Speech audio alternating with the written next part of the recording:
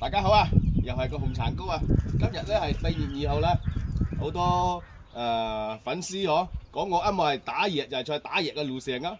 係啦，尋黑打野，今日又嚟打野喎。但係今日打嘅我係荔枝啦，廉江紅橙係滿樹花。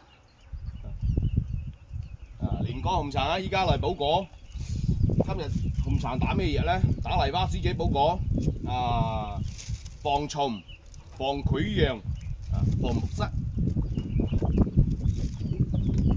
嗰啲紅橙亦都係我嘅，真係啊！一冇係就打野，就係打野嘅路線。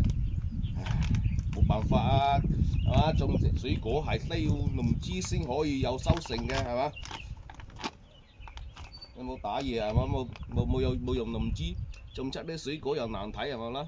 你冇肯買我㗎啦係嘛？我種靚啲紅橙係嘛？到年底大家又嚟幫襯啊！多謝大家，祝大家乜嘢生活都愉快啊 ！OK。